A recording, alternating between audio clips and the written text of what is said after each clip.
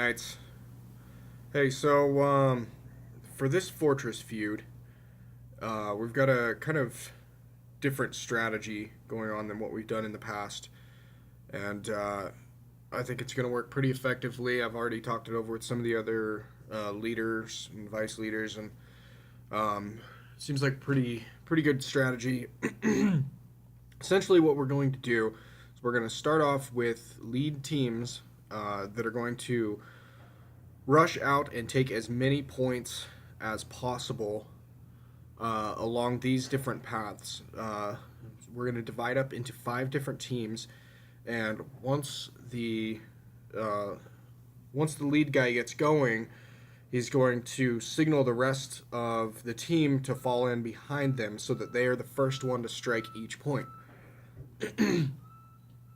So essentially, we're going to have, let's say we're the blue line right here, the team that's following the blue line. What they're going to do is have the leader jump out, and shortly thereafter, the rest of the filler teams are going to fall in behind them. So he gets in, takes this point, and then advances to the next one. And what he's going to have set up is as a quick attack team that's going to take down a boss or dummy team or whatever's defending the empty towers right away so that we can take it over. At that point, that player is going to rally at one of these rally points based on what we hold in the map.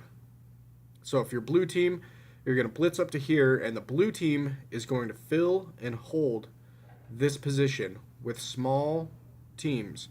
A lot of them should have revive or whatever just to eat time while we hold this position. The strong attackers are going to then advance over to a rally point. So the green team will move up and take this point, and we'll hold this point with the blue team so that this point cannot be engaged, but we can still move out and advance to other strike points. The same is going to follow with red, black, and yellow, with our primary rally points going to be 1 and 2. And if we lose some of these points, we're gonna adjust our rally points to get back to other safe spots, because we don't want our most powerful teams getting locked up in pointless battles. So with that, we're also going to need scouts that are going to go out and test the waters on these different points to see what we might want to take next. So it's just going to be a little dummy team with an elite or ordinary hero, just one, that's going to jump out, and as soon as it engages, the leader of that team is going to do the little pop-up that shows how many teams are waiting at that point. So that way we can get a good visual on how many teams we're up against, and if we want to take 3 or 4 strong teams and go ahead and take that point, and then have that leader fall back to the previous point that is now essentially protected by the one in front of it, with all the fillers that are going to advance behind them.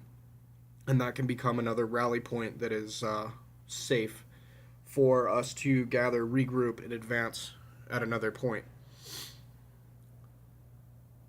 So the most critical roles in this are going to be, first, the blitz teams, which need to get out and cover as much territory as possible as quickly as possible. And then once they've fallen back to the rally points, they'll adjust their teams and get them set up with powerful teams that can take down enemy teams more quickly and easily. So that's essentially the breakdown of how we're going to work it, and we'll go with that.